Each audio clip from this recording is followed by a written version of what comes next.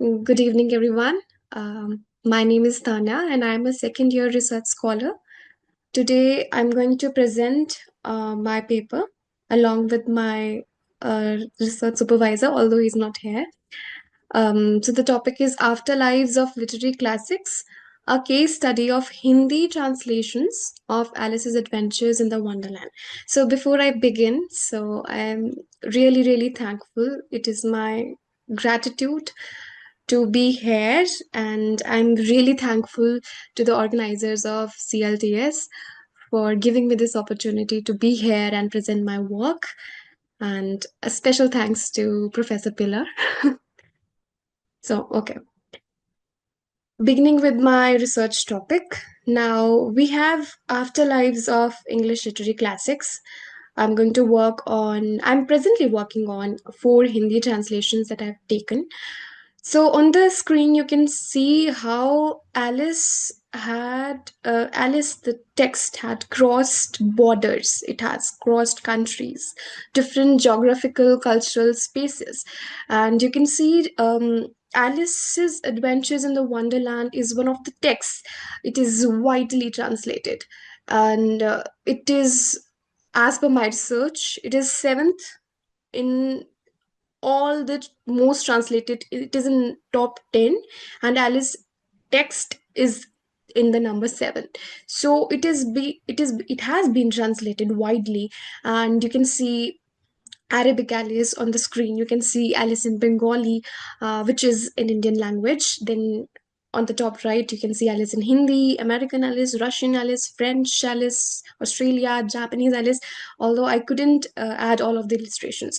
So my work is going to be on the four Hindi translations. I'll begin with my little introduction, followed by a review of literature, my research objectives, analysis, and end it with results.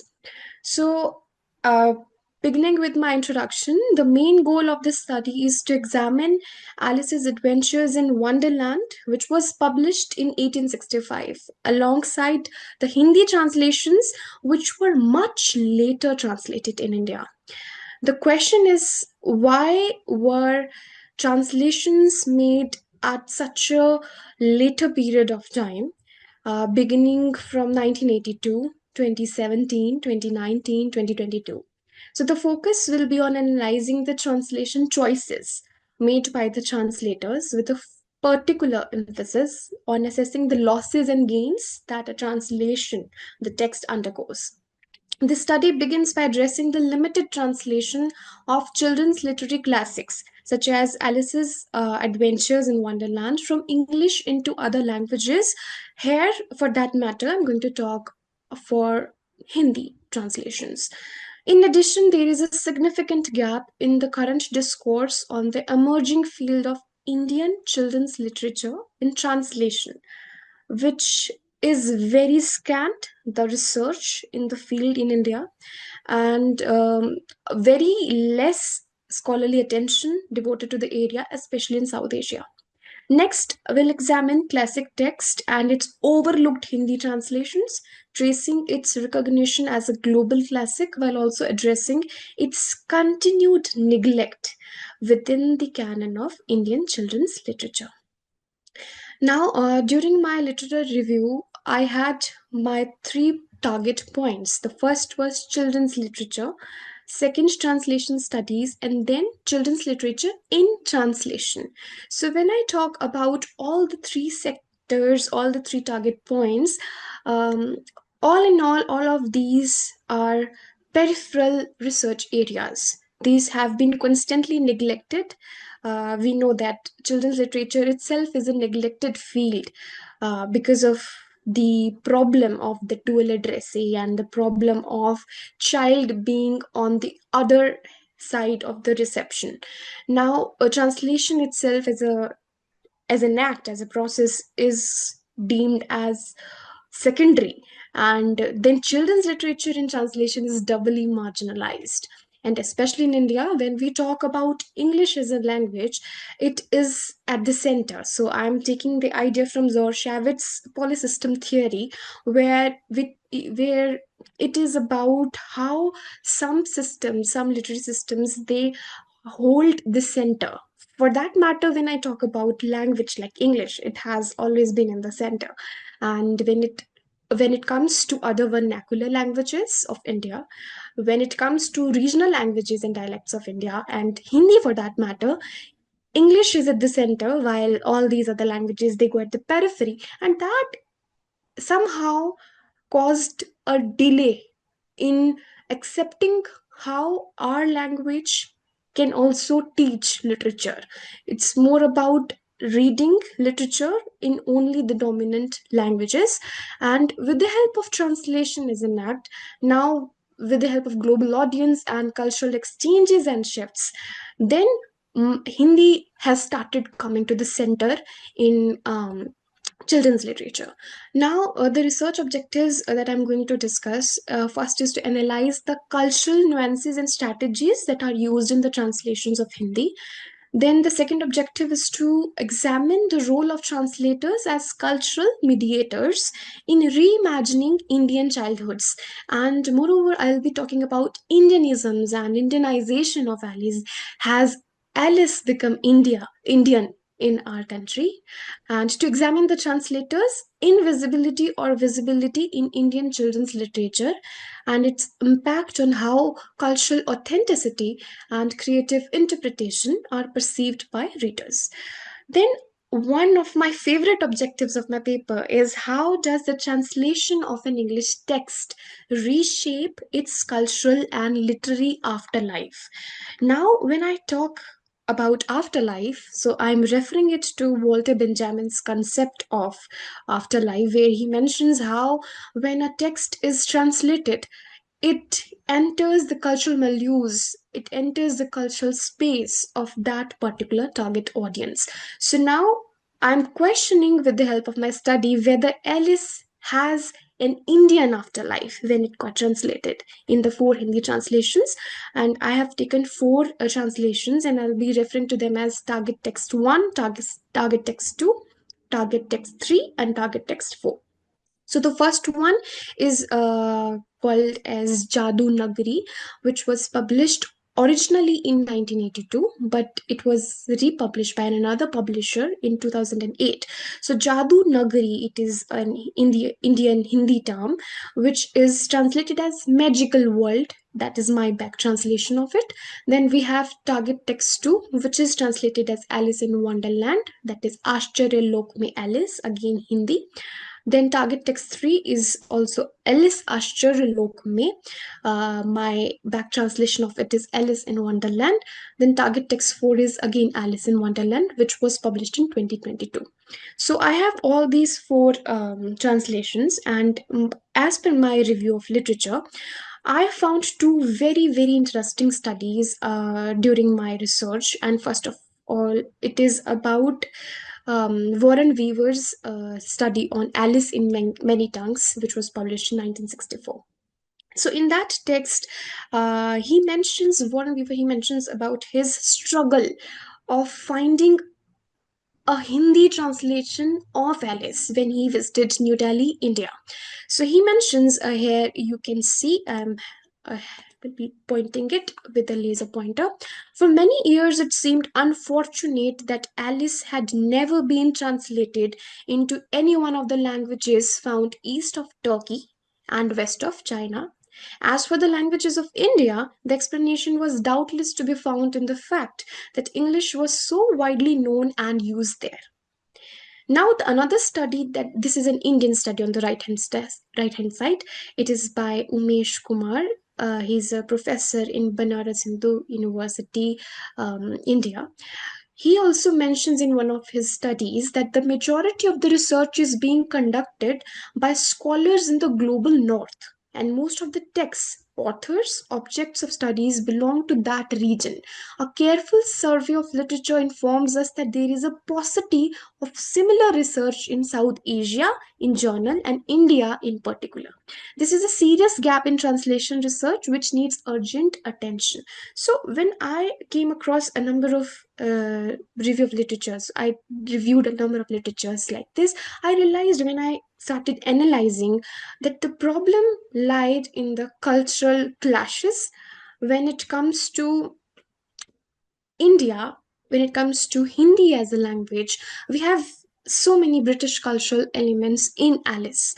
And when we talk about cultural elements which are specific to the place, we have food, space, humor, cultural parodies.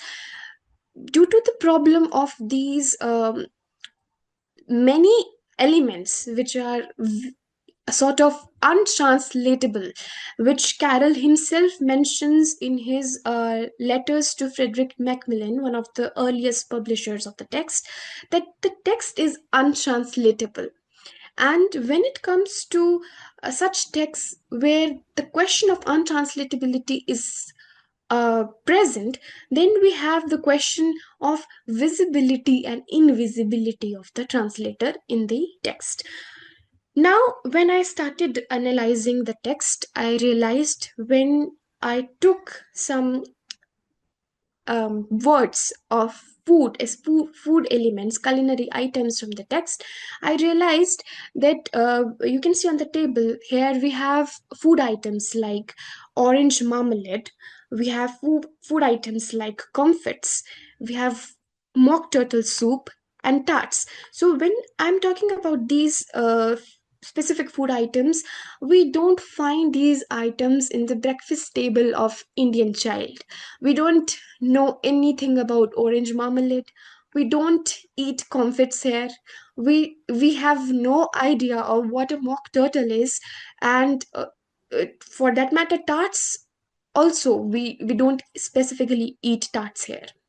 So when the translators had this issue of translating these specific food items, some of the translators here you can see the target text 2 simply eliminated these culturally specific items, and some of the target text translators, they changed the idea of the food, they domesticated the food so that it suited an Indian child, a child who doesn't know what a comfort is, but the child knows what a chocolate is, what a candy is, what is a handful of toffees. So similarly, when we have such changes, there's another question whether this is manipulation or accommodation. For example, when we talk about comfits, it is simply translated in Hindi translations as candy box, candy ka dibba in Hindi, and mithai ki pudiya, my back translation, Indian sweets. So all of these items, when they are translated, there is a specific change which has to match the geographical space, the cultural space of that specific area. Similarly, when we talk about tart, it is not even used in the translated text, it is translated as kachori. Kachori, it is a deep fried, spicy stuffed pastry which is originating from Marwa region of Rajasthan, India, which is nowhere around a tart. Which is simply not a tart. And similarly, pastry is not a tart. So even when we talk about translating these nonsense parodies, translators have used different techniques. When we talk about a parody used in the text, Twinkle, Twinkle, Little Bat, How I Wonder What You're At, in the text, Lewis Carroll parodies Jane Taylor's original poem, The Star. But when it comes to Indian translators, they're trying to Indianize the parody, they are trying to internalize it for the audience. Now in the first target, in target text 1, they simply avoided this parody, they eliminated it. And the target text 2, they domesticated it, they manipulated it to suit the target audience. In the target text 3, they are simply doing word to word foreignization just to make sure nothing is lost. And in the third text, it is the sense for sense foreignization. The sense is matched, but again, it is to save the originality for that matter of the source text. Now when again, another factor is how to translate the visuals. So in all of these translations, when I realized that there was not much changes brought in the illustrations, there were no changes brought to illustrations because this synergy between the text and image had to be balanced. So in first, this is the original Lewis Carroll's text, and these are four translations. And you can see there's not much change in the illustrations. There no specific Indianization done here. Rabbit is looking similar to the original rabbit, and then in the first target there's just Alice here, a girl who is just looking at the rabbit running away. So there's no such changes done, and the question is how to achieve cultural negotiation where the visual and textual elements must cohere in the text without losing the essence of the narrative's charm.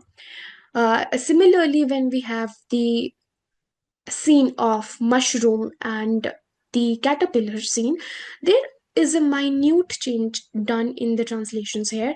In the first translation and the second translation in the target text 1, 2, 3, everything is same, nothing has been changed. But in target text 4, the idea of a caterpillar has changed to the face is a little monstrous. Although the original caterpillar in the story is not at all monstrous, he is rather arrogant and ignorant or indifferent to Alice, but he's not at all monstrous. Here you can see the face is really monstrous. That is the strong manipulation to the character of the caterpillar in the story.